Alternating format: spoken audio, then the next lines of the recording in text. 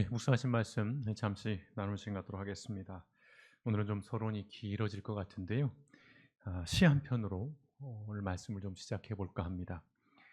전문은 너무 길어서 일부를 소개해 드립니다.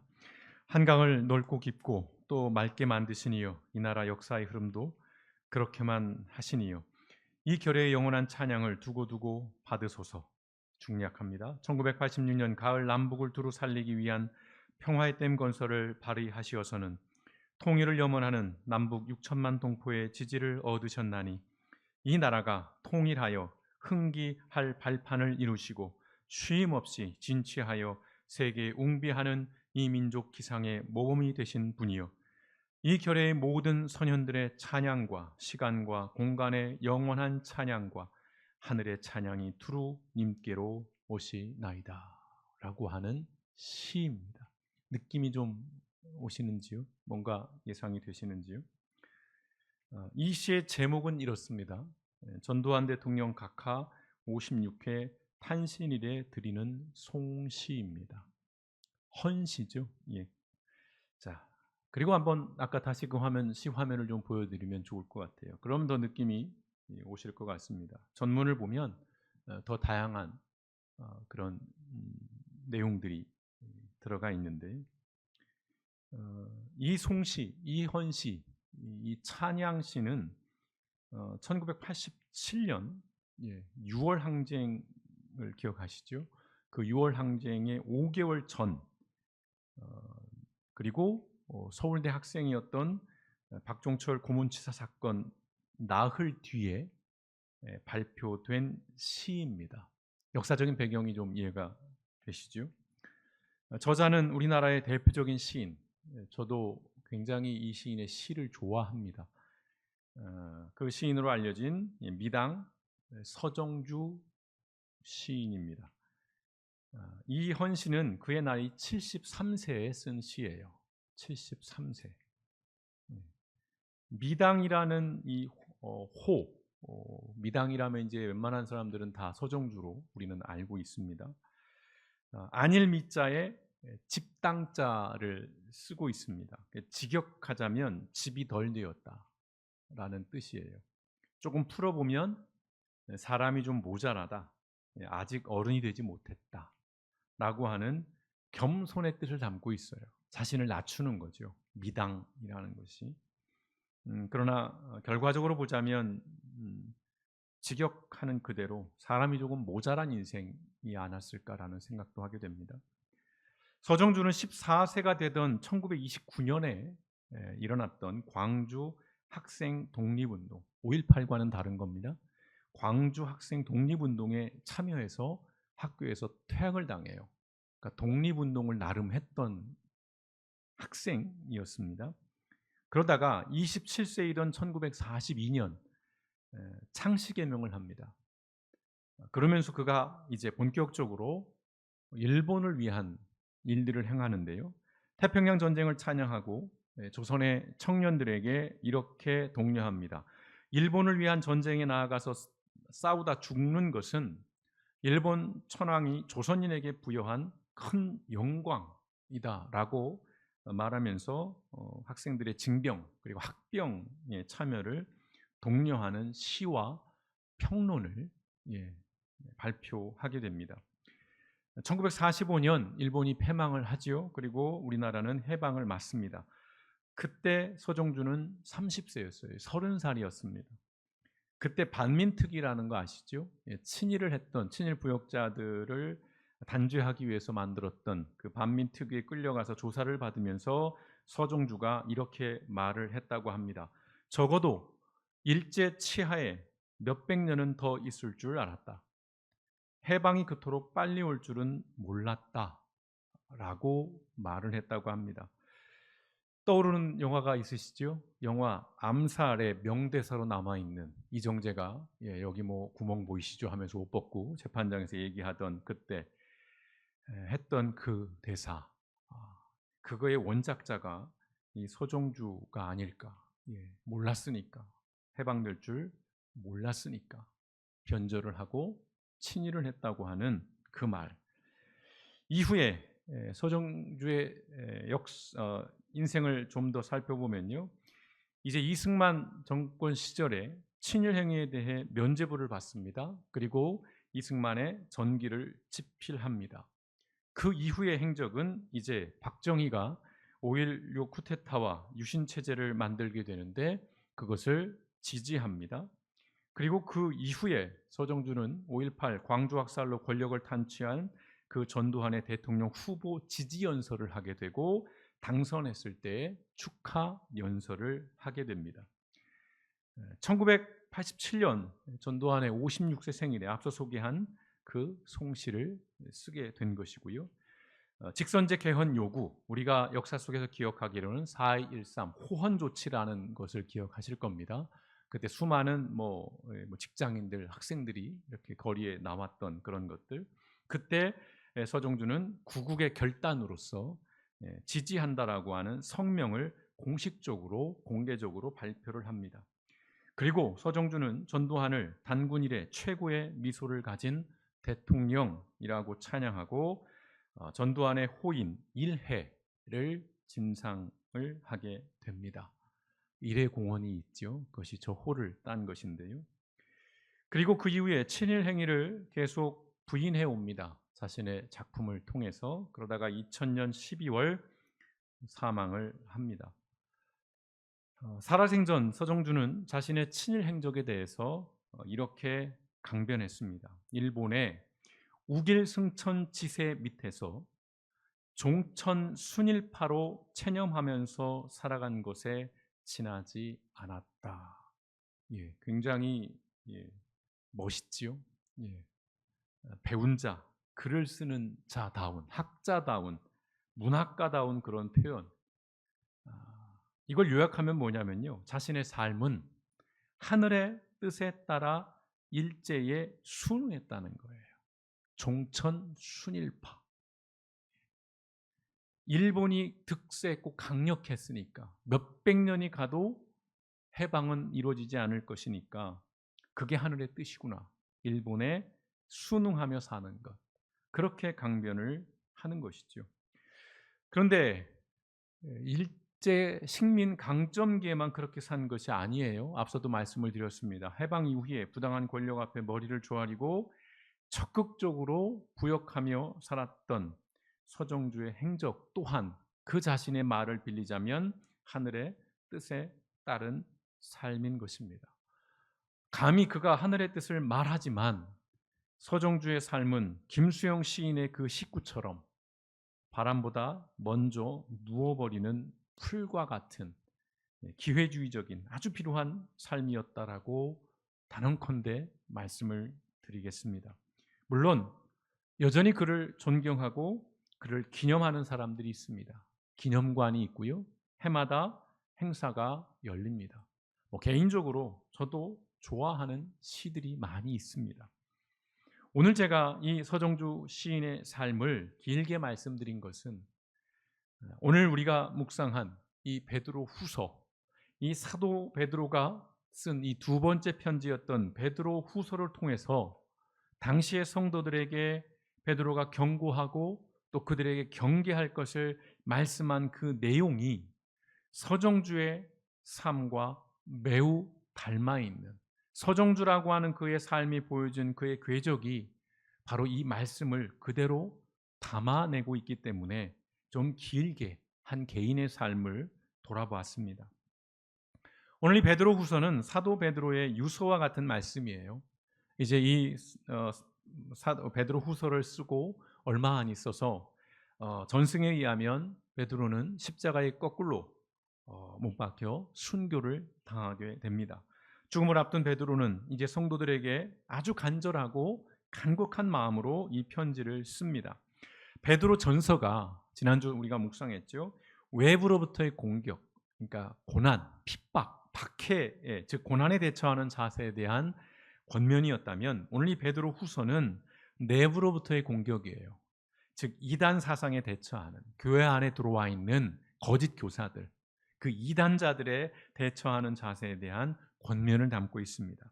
그래서 한 단어로 요약하자면 베드로 전서의 주제가 고난이라면 베드로 후서의 주제는 지식이에요. 배움, 암, 뭐 교훈 또는 체험, 뭐 학습 이런 것이겠죠. 사도 베드로는 이제 교회 안으로 시선을 돌려요. 당시에 교회 안에 이런 이단들, 거짓 가르침을 전파하는 세력들이 많았었습니다. 그 가르침의 핵심은 뭐냐면 우리가 여러 번 살펴봤습니다만 예수님을 구주로 고백을 하고 구원받은 성도는 포인트는 그거예요. 예수님을 믿는 거예요. 예수님을 구원자로 고백하는 것. 여기 문제가 없어요. 이건 잘못된 게 없어요. 근데 그 이후가 문제예요. 그런 구원받은 성도는 이미 모든 죄를 용서받았기 때문에 죄를 지어도 괜찮다는 거예요. 다시 말씀드리면 너희들이 살고 싶은 대로 살라는 것입니다. 그렇게 말하는 핵심이 뭐냐면 예수님의 재림은 없다는 것입니다. 당시의 성도들이 이 문제로 힘들었어요. 바울이 그가 서신서를 쓸 때에 예수님이 곧 올 것처럼 말씀을 했거든요. 그런데 10년, 20년, 30년, 40년, 무려 50년, 60년이 지나가는 이때에도 예수님이 재림하지 않아요. 그러니까 사람들이 좀 지쳐가는 것이에요. 그 과정에서 이 거짓 교사들은 그럴듯한 이야기를 하는 것입니다.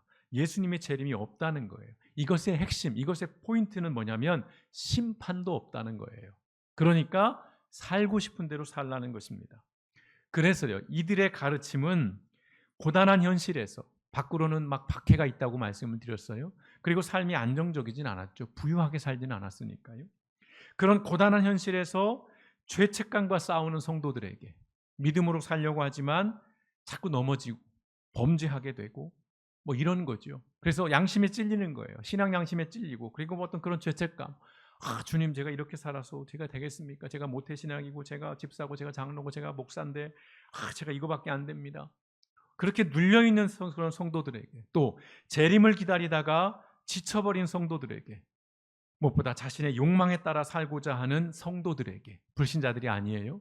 교회는 다니지만 자기의 욕망이 아직도 제어가 되지 않는 그 사람들에게 이 거짓 교사들의 가르침은 강력한 복음이었어요.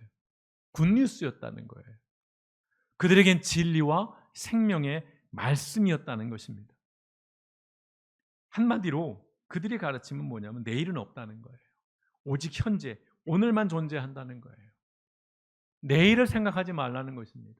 그냥 오늘 너희들의 삶을 살고 너희들의 삶을 누리라는 겁니다. 좋은 말이에요. 그렇잖아요. 카르페 디엠, 현재를 누리라고 하는 것. 좋은 말이에요. 근데 그게 함정이 있다는 것이에요.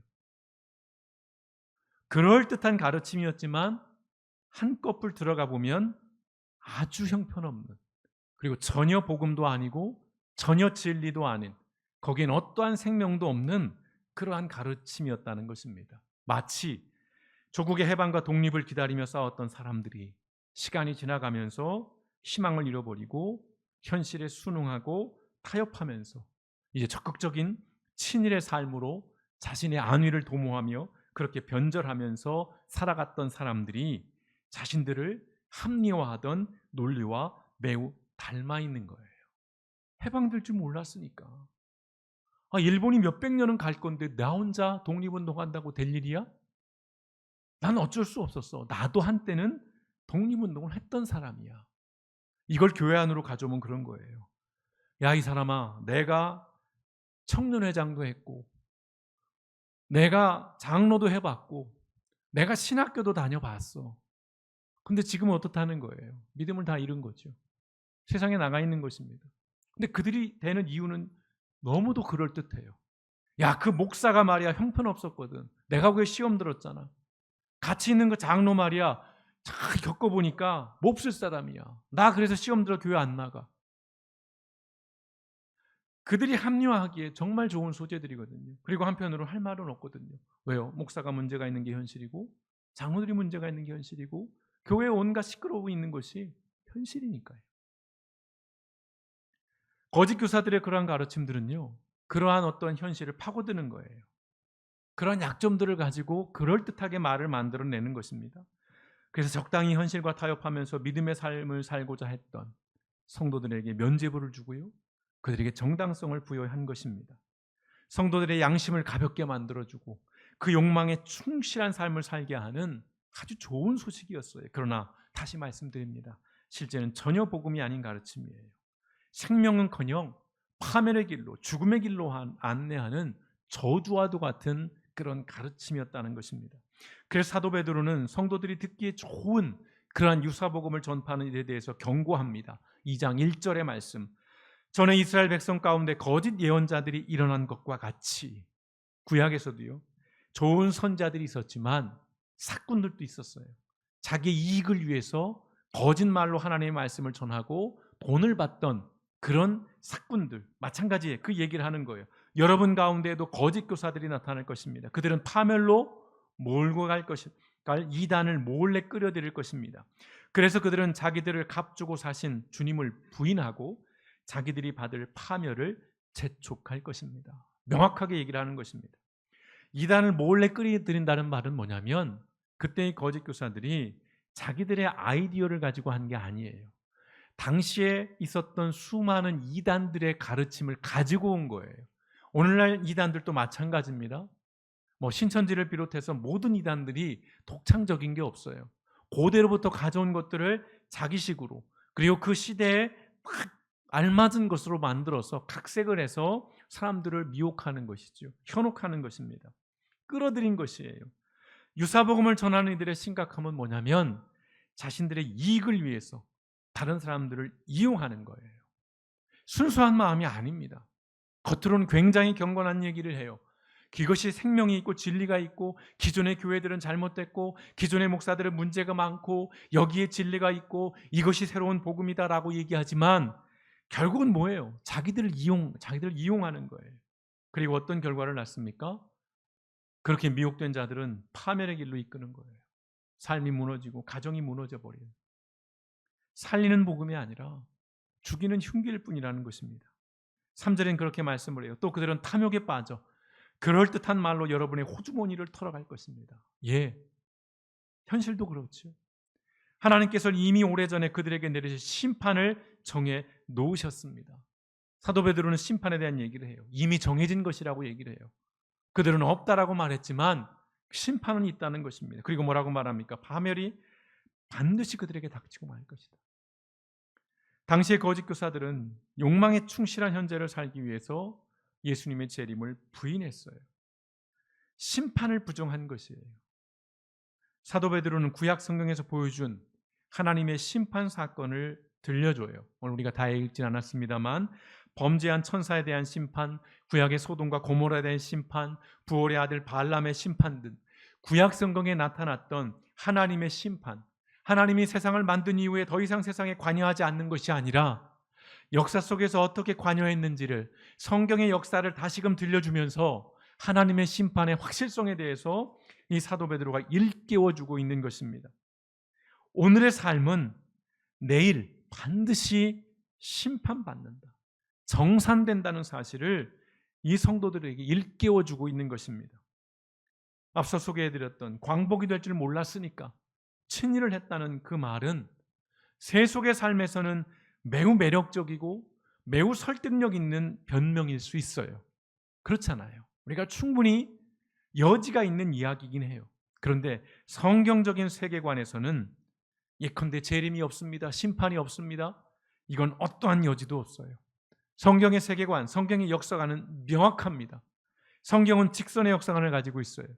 창세기에 이미 시작을 했습니다. 그러면 끝이 있다는 거예요. 요한계시록의 그 끝이죠. 예수님의 초림이 있었어요. 그렇다면 예수님의 재림은 이미 확정된 사실이라는 것입니다. 이게 성경의 세계관이에요. 하나님은 공의로우신 분이십니다. 상급과 징벌은 하나님의 속성이에요. 그래서요, 누누이 말씀드립니다. 그리스도인들은 역사의식이 있어야 한다는 겁니다. 과거의 구약의 역사에 대한 이해가 우리에게 있어야 돼요. 그래야 신약에 대한 역사에 우리가 동의가 될 수 있는 것이에요. 이건 세속의 역사도 마찬가지입니다. 세속의 역사가 어떻게 흘러가는가를 알면 오늘 내 삶이 내일 어떤 결과를 만들어낼 것인지 우리는 미루어 짐작할 수 있어요. 그러나 우리 무지한 인간들은 그렇게 안 하죠. 저부터도 그런 것이죠. 과거를 통해서 배우지 못해요. 나는 다를 것이라고 생각해요. 나는 아닐 것이라고 그렇게 생각을 하거든요. 그러나 역사는 준엄합니다. 왜요? 그건 하나님의 역사니까요. 역사를 주관하시는 분은 하나님이시기 때문에 그렇습니다. 역사를 통해 하나님의 일하심을 분별하지 못한다면 그 신앙과 그 믿음은 헛된 것이에요. 무익한 것이라는 것입니다. 성경의 역사를 제대로 알지도 못하고 알려 하지도 않고 예수님의 재림을 조롱하고 비웃는 자들에게 오늘 사도 베드로는 준엄한 말씀을 합니다. 3장 8절과 10절의 말씀. 사랑하는 여러분, 이 한 가지만은 잊지 마십시오. 기억하라는 것입니다. 주님께서는 하루가 천년 같고 천년이 하루 같습니다. 하나님의 시간은 우리의 시간과는 다르다는 거예요. 50년이 되었는데 왜 안 오시지? 100년이 지났는데, 아니 2000년이 지났는데 왜 안 오시지?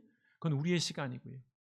하나님의 시간에서는 그것은 하루에 불과한 시간일 수 있다는 것이고요. 또 어떤 이들이 생각하는 것과 같이 주님께서는 약속을 더디 지키신 것이 아닙니다. 도리어 여러분을 위하여 오래 참으시는 것입니다. 하나님께서는 아무도 멸망하지 않고 모두 회개하는 데 이르기를 바라십니다. 인내하시는 하나님, 기다려주시는 하나님에 대한 말씀이에요. 그러나 주님의 날은 도둑같이 올 것입니다. 반드시 온다는 것입니다. 부지부식간에 온다는 것이에요. 그날의 하늘은 요란한 소리를 내면서 사라지고 원소들은 불에 녹아버리고 땅과 그 안에 있는 모든 일은 드러날 것입니다. 과학 얘기가 나오는데 무슨 말씀이세요? 모든 것들이 드러난다는 거예요. 눈에 보이지 않는 원소들까지도 전부 다 드러나게 된다는 거예요. 백일하에 만천하에 조명이 환하게 비춰져서 밝게 보여지는 것처럼 드러난다는 것입니다. 무슨 말씀이에요? 하나님의 심판은 명확하게 일어난다는 것입니다. 하나님은 결코 퉁치는 분이 아니시라는 것입니다. 재림, 즉 종말의 확실성에 대해서 사도 베드로가 말씀하고 있는 것입니다. 믿음의 삶의 기본은요, 오늘의 삶은 내일 반드시 정산된다는 것이에요. 이것이 기본이어야 되는 것입니다. 그래서 오늘을 사는 것이 결국은 내일을 사는 것이에요. 누누이 말씀드렸죠. 종말이 있어요. 그러니까 어떻게 해야 돼요? 오늘을 잘 살아야 되는 것입니다. 종말이 있으니까 오늘 그냥 마음껏 살자가 아니라 종말이 갖는 의미는 오늘의 삶의 의미를 부여하는 거거든요. 종말이 있으니까 오늘을 인내할 수 있는 것이고 오늘을 견뎌야 하는 것이고 오늘을 믿음 안에 살아내야 하는 것입니다. 그래서 사도 베드로가 묻습니다. 베드로 3장 11절 상반절 말씀, 이렇게 모든 것이 녹아버릴 터인데 다 드러날 텐데 숨겨진 것이 없이 백일하에 다 드러날 것인데 그렇다면 여러분은 어떠한 사람이 되어야 하겠습니까? 우리의 삶에 대해서 묻는 거예요. 우리의 삶의 모양에 대해서 묻는 것입니다. 또 이렇게 말씀합니다. 베드로 3장 11절 하반절에서 15절 상반절의 말씀, 여러분은 거룩한 행실과 경건한 삶 속에서 하나님의 날이 오기를 기다리고 그 날을 앞당기도록 하여야 하지 않겠습니까? 우리의 삶의 태도와 자세를 말하는 거예요. 거룩한 행실과 경건한 삶 속에서 하나님의 날이 오기를 기다리는 것, 희망하는 것, 인내하는 것. 그날의 하늘은 불타서 없어지고 또다시 얘기하지 원소들은 타서 녹아버릴 것입니다. 그러나 우리는 주님의 약속을 따라 정의가 깃들여 있는 새하늘과 새 땅을 기다리고 있습니다. 그때 하나님은 모든 것을 바르게 하실 것이고 모든 것을 원래의 자리로 원래의 모양으로 되돌려 놓으실 것입니다. 그래서 말씀하는 거예요. 사랑하는 여러분, 여러분이 이것을 기다리고 있으니 티도 없고 흉도 없는 사람으로 아무 탈이 없이 하나님 앞에 나타날 수 있도록 힘쓰십시오. 완전 무결한 사람이 되라는 게 아니에요. 방향성을 얘기하는 것입니다. 그러한 삶의 방향성, 경건을 추구하고 거룩한 삶을 추구하는 그 삶의 방향성으로 애쓰라는 것, 수고하라는 것입니다. 그리고 우리 주님의 오래 참으심이 구원을 위한 것이라고 생각하십시오. 인내하고 그 시간을 기다리라는 것입니다. 내일이 없는 오늘을 살지 말라는 말씀인 것입니다. 그러면서 마지막으로 베드로가 이렇게 당부합니다. 17절과 18절의 말씀. 그러므로 사랑하는 여러분, 여러분은 이미 이 사실을 미리 알고 불의한 자들의 유혹에 휩쓸려서 자기의 확신을 잃는 일이 없도록 주의하십시오. 미혹당하지 말라는 거예요. 속아 넘어가지 말라는 것입니다. 타협하지 말라는 것입니다. 우리의 주님이시며 구주이신 그리스도 예수에 대한 지식과 그의 은혜 안에서 자라가십시오. 배우라는 것입니다. 말씀을 배우라는 것입니다. 역사를 알라는 것이에요. 지식을 가지라는 것입니다. 잘못된 것, 내 귀를 즐겁게 하고 내 마음을 즐겁게 하는 거기에 미혹당하지 말고 쓰지만 아프지만 생명이 있는 진리가 있는 그 거친 말씀을 끊임없이 소화시키며 나가라는 것입니다. 이제도 영원한 날까지도 영광이 주님께 있기를 빕니다. 아멘. 하나님 앞에 영광을 돌리는 것이, 다시 말씀드립니다, 우리가 그리스도인으로 살기 위해서는 명확한 역사의식이 있어야 하는 것입니다. 기회주의적인 삶은 결코 성도의 삶이 아닌 것입니다. 우리는 평생에 걸쳐서 배워야 하는 자들입니다. 하나님을 아는 지식, 그 체험이 견고해질 때에 욕망의 눈이 멀지 않고 현실에 눌리지 않는 그런 믿음의 삶을 살아갈 수 있다는 것입니다. 그래야만이 바람보다도 먼저 누워버리는 삶에서 벗어날 수 있는 것입니다.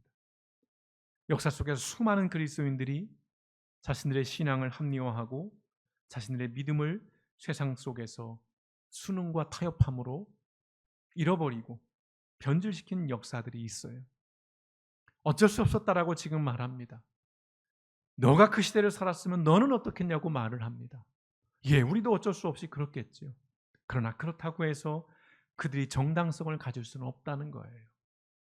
우리는 끝까지 우리의 신앙이 무엇이고 우리의 믿음이 무엇인지를 계속해서 배워가고 그것들을 내 안에 쌓아가면서 우리의 심지가, 우리의 신앙이 견고한 믿음의 삶을 살아내야 한다는 것입니다. 그리하여 말씀드립니다. 아직 집이 덜 지어진 그 미당의 삶에서 벗어나서 완당의 삶을 향해서 걸어가기를, 우리 매일매일의 삶이 이 완당을 추구해가는 그 하나님의 거룩을 위해서 그 하나님의 그 약속의 말씀을 살아내고 이루어내기 위해서 우리가 현실에 타협하거나 순응하고 적당히 듣기 좋은 말에 넘어가지 마시고 살아 역사하시는 그 하나님의 말씀을 있는 그대로 우리의 삶에서 살아냄을 통해서 우리가 하루하루 우리의 삶이 조금씩 하나님의 사람으로 완성되어져 가고 거룩과 경건을 실천해 가는 믿음의 삶을 살아가시는 저 여러분의 길복교회 모든 성도님 되시기를 주님의 이름으로 축원드립니다. 함께 기도하시겠습니다.